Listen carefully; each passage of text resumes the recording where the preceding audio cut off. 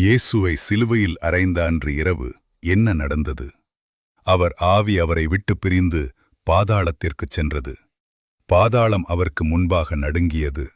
பாதாளத்தின் தலைவனைப் போல் தன்னை நினைத்துக் கொண்டிருந்த பிசாசானவன், இவரும் இனி பாதாளத்தில்தான் இருக்கப் போகிறார் என்று நினைத்திருப்பான். ஆனால் அவர் வந்தது கைதியாக அல்ல. அவர் மரணத்தையும் பாதாளத்தையும் ஜெயித்து அவற்றின் திறவுகோல்களை உடைய ராஜாதி ராஜாவாக வந்தார். பாதாளத்தின் ஜீவன்கள் அவருக்கு முன்பாக மண்டியிட்டன. இதுவரையில் தன்னால் சிறைபிடிக்கப்பட்டவர்களை பிசாசானவன் இழக்க வேண்டிய காலம் வந்தது. ஆம், அவர் பாதாளத்திற்குச் சென்று காவலில் உள்ள ஆவிகளுக்கு பிரசங்கித்தார். அவரது வார்த்தை இதுவரையில் சிறைப்பட்டிருந்த அவர்களை விடுதலையாக்கிற்று. பிசாசு தோல்வியுற்றான். அவன் அதிகாரம் அவனை விட்டு நீங்கியது.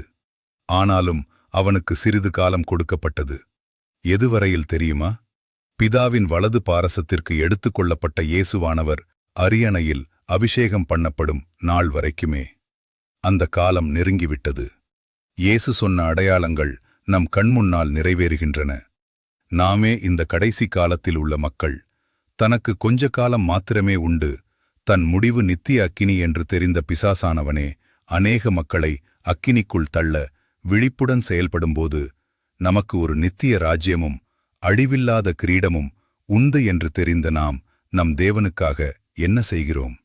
பாதுகாப்பில்லாத இந்த உலகத்தில் வாழ்ந்து கொண்டிருக்கிறோம். ஆனாலும் கலங்காதபடி எச்சரிக்கையாயிருங்கள் என்று நம் அருள்நாதர் கூறியிருக்கிறார். அவர் சீக்கிரம் வரப்போகிறார். விசுவாசித்தால் ஆமேன் சொல்லிட்டு இந்த சேனலை சப்ஸ்கிரைப் பண்ணிக்கோங்க.